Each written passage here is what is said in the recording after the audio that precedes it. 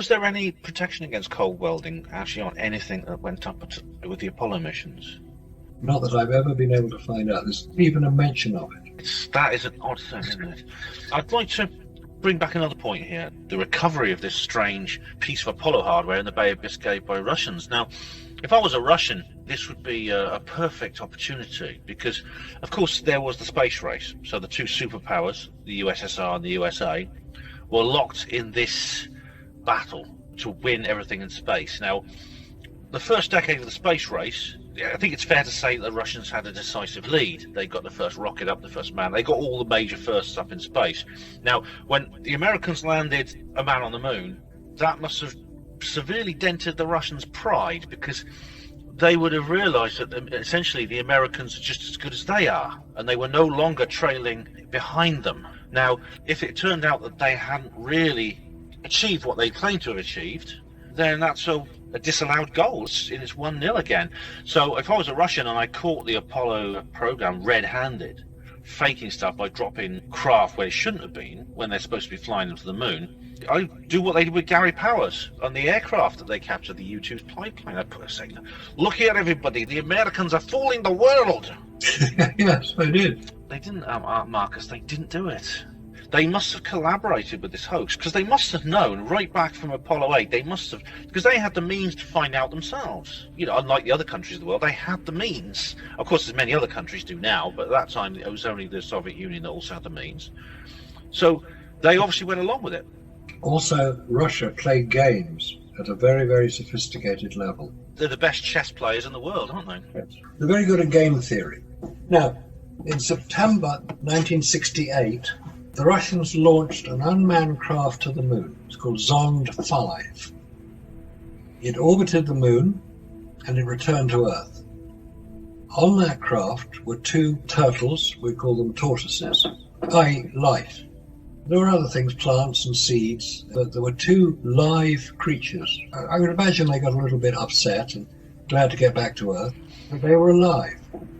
And what that would appear to demonstrate is that biological life, which a tortoise is, could survive the radiation obviously known to exist around the moon. What is not generally known is that, like cockroaches, which will survive a nuclear explosion, tortoises can survive 15,000 times the radiation levels that humans can. So it's not a fair comparison.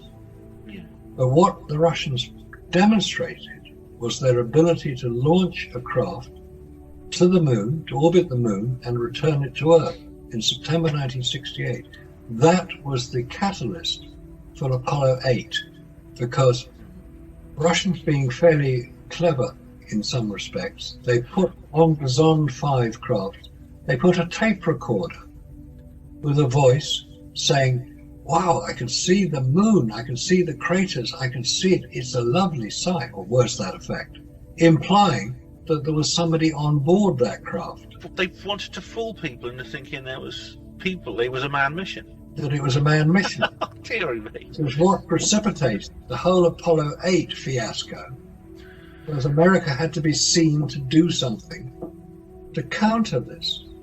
Now, the man in charge of the Apollo program at the time was a man by the name of James Webb. And he had been in charge for 7 years at that point. He had run the whole Apollo program. It was obviously going pretty well, going according to plan. But he was the man who made the decisions. But at the time that the Apollo 8 mission was launched, he was at a conference in Vienna. He was then told that Apollo 8 had launched, and the report is that if somebody could be killed over a telephone, the man answering the phone to James Webb would be dead. If he's the head of NASA, why is he not in America, where the mission's taking place? The first manned mission to the moon, and he's in Vienna at a conference. It's at a conference, because it was done without his knowledge or authority. I'm not surprised he was furious. 2 weeks later, James Webb resigned. And he is so revered in NASA as an administrator and as a personality that the new space telescope, replacing the Hubble Space Telescope, is called the James Webb Space Telescope. Yes, it is, that's right. So he is a man who is considerably revered in NASA. And he was an honest man if he felt that this was an inappropriate thing to do, he made it very clear what he thought, and he did. President Johnson, don't forget, was the president at that time, and for various reasons his resignation was accepted. The other story is that he was asked to resign. Maybe he was going to blow the whistle on what was really going on. But the point is that Apollo 8 was again a very sophisticated piece of psychological warfare conducted by the Russians to persuade the Americans that they, the Russians, had just orbited a manned craft around the moon. And that generated the Apollo hoax by America because they couldn't do it, but they had to seem to do it. And this is the difference. They had to be seen to do it. I know this was discussed in Percy and Bennett's book, whether the reason that this was done is basically because the Americans have some dirt on the Russians too. It's a case of you no tell, I no tell. Oh, that certainly would come into it. But also don't forget that one of the last things that President Kennedy did before he was assassinated, he made a speech to the United Nations in September 1963, where he publicly offered cooperation between America and Russia in space. He said, why should we duplicate our efforts? Let's work together. And maybe he wasn't the most sophisticated scientist. He was a politician.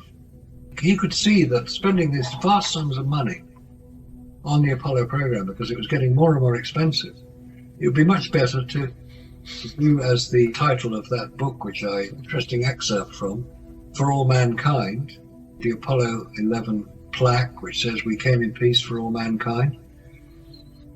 If Kennedy was prepared to offer cooperation to the Russians in 1963, he was obviously fully aware that this was a bigger problem than anybody had come up with.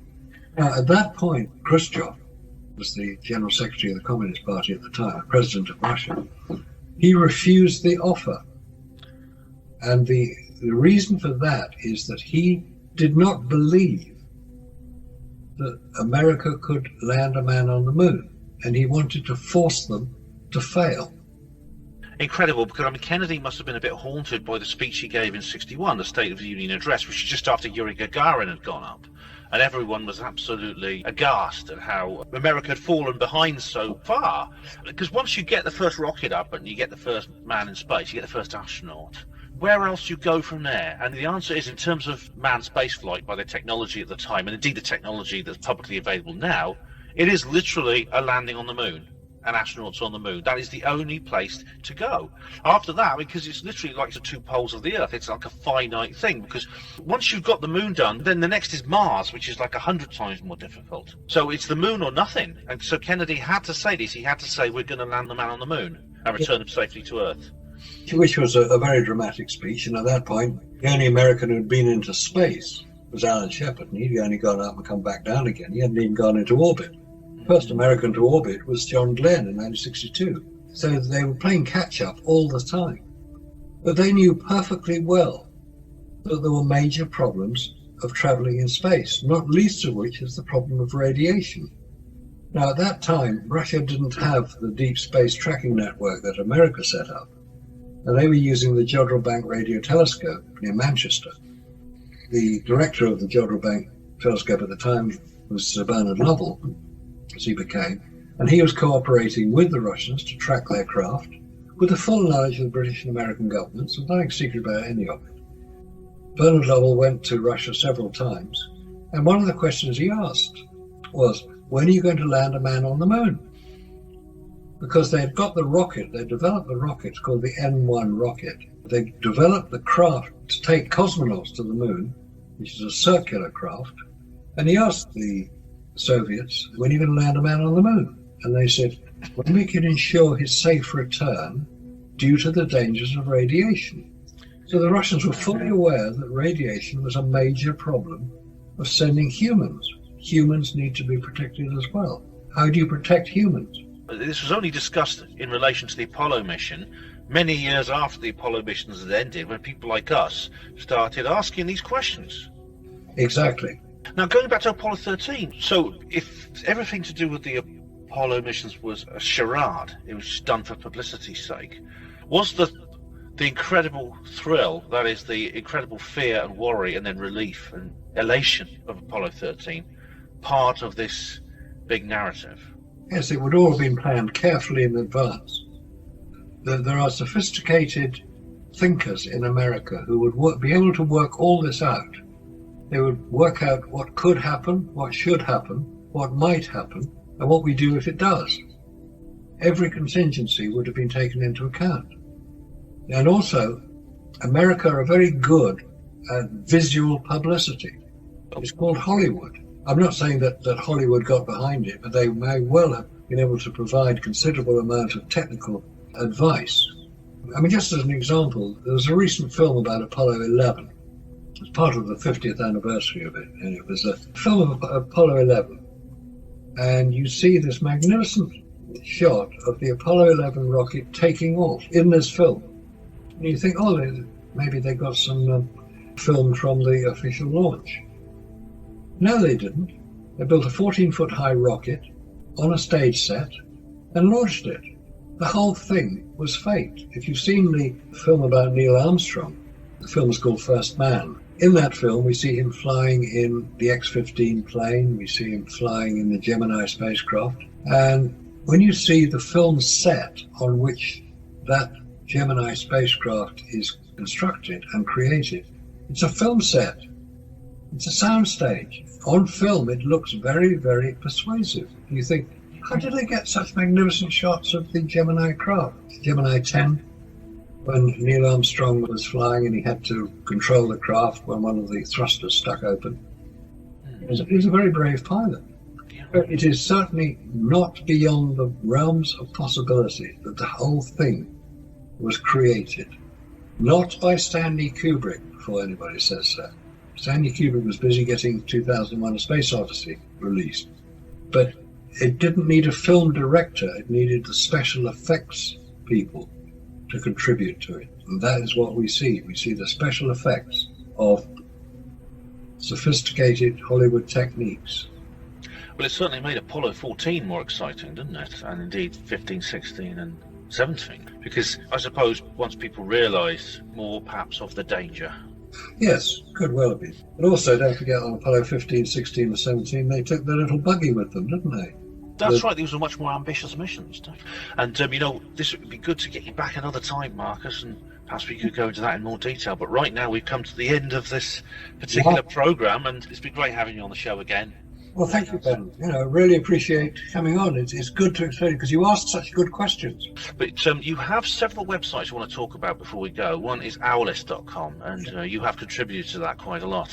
Yeah, owlist.com. It's probably the foremost site on the internet, on the web. It's been going for over 25 years. We're recording and reporting all the information, some of which we've been talking about tonight, but all the information is there. If you want to see what the Russians think about many of the Apollo subjects, the site has translated articles from Russian filmmakers, Russian physicists, Russian scientists who've looked at the Apollo record. Now they have access to the official Apollo record on the internet. They can see it, compare it to what they know happened in the Soviet Union, and the answers they give will surprise you. The Russians have deconstructed a lot of the Apollo. If you're new to this and you're curious, you'll be there all day, honestly. And anybody just wants to look at photographs, there's a section on there. It's by Jack White, who was a photo analyst, and the information is, there are hundreds of photographs that he's examined and looked at and questioned. Check it out, it's worth going. And the other one, if anybody wants to send me an email, make a comment, just go on to owlist.com and go to the contact section and send me an email to be forwarded to me. Also go on to nexusmagazine.com, the world's premier alternative news magazine. Go onto the website, nexusmagazine.com. Go to the contact section, you can send me an email there and I will receive it. So Marcus, thanks very much once again for being a guest on the Hapanwo show on Hapanwo Radio. I'm sure we'll get back together very soon.